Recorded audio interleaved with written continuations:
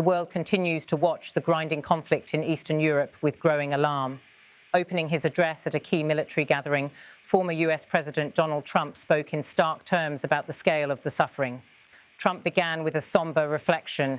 World War II, the number of soldiers that are being killed there is just crazy. From 5,000 to 7,000 soldiers die a week. Think of that. He followed that by expressing frustration at the war's duration. I'm so disappointed in President Putin. I thought he would get this thing over with. He should have had that war done in a week, Trump declared. The former president recalled his own words to Russia's leader, saying, "I said to him, you don't look good. You're 4 years fighting a war that should have taken a week. Are you a paper tiger?" Trump then added, "It's a shame, but I think eventually we'll get that one done, just like we, in theory. We're going to have the Middle East done, which is actually a much harder thing to do." Transitioning from conflict abroad to America's own standing, Trump recounted recent conversations with Middle Eastern leaders. He described visits to Saudi Arabia, Qatar, and the United Arab Emirates, where he negotiated trade and investment deals. Trump said, "I was with the King of Saudi Arabia, great guy. I was with the Emir of Qatar. I was with the great leadership of UAE. I was over there. We brought back $2 trillion and more. They ordered 200 planes, Boeings. They ordered so much and they were great."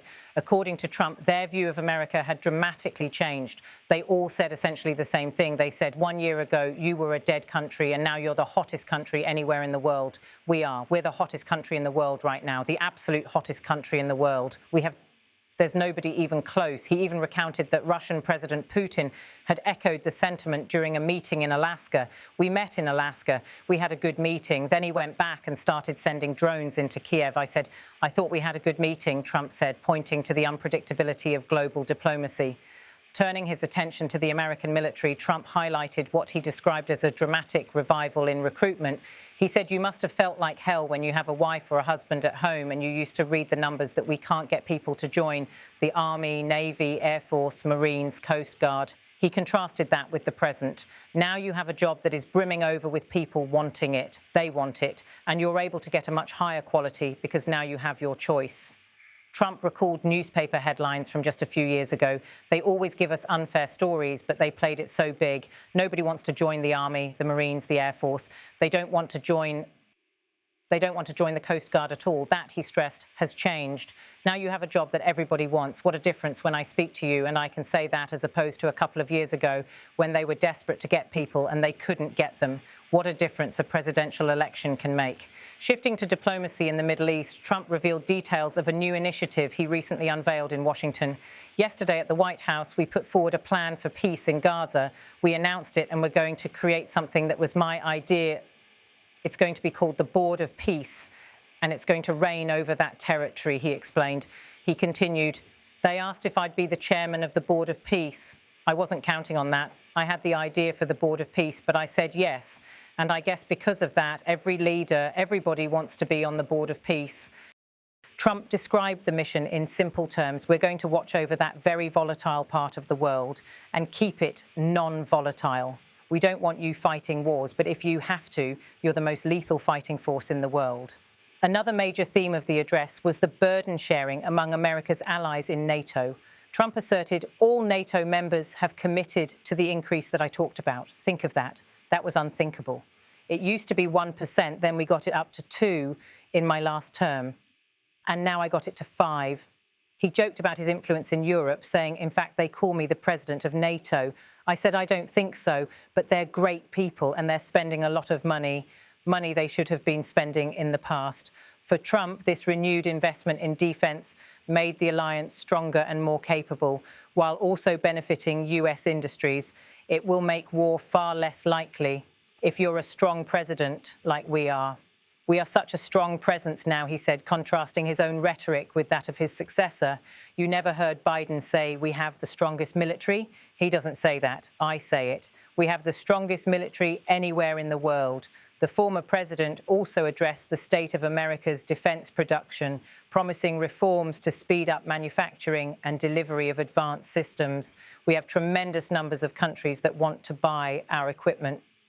We're backlogged on all the equipment," Trump said. He recalled issuing a blunt directive to defense contractors. "I told those companies, you better get your ass going because we're getting countries to buy your equipment. You got to produce the equipment. The demand, he noted, covers everything from fighter jets to ammunition. We have orders for the F-35. We have orders for everything. The new F-47 ammunition they have to make faster. In a particularly symbolic announcement, Trump revealed plans to restore the Pentagon's historic name.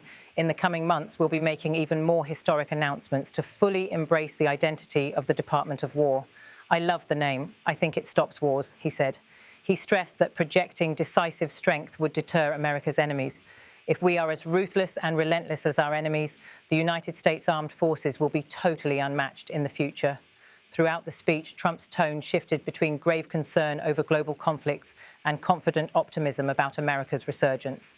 He sought to highlight what he sees as a dramatic turnaround in US fortunes, from an era when recruitment faltered and allies underinvested in defense, to a present where, in his words, America is once again leading by strength. The former president repeatedly returned to the theme of leadership, often framing it in personal terms. He suggested that policy direction and global perception can change drastically with new leadership in Washington, describing it simply as what a difference a presidential election can make. His remarks also underscored the enduring importance of allied cooperation and industrial readiness.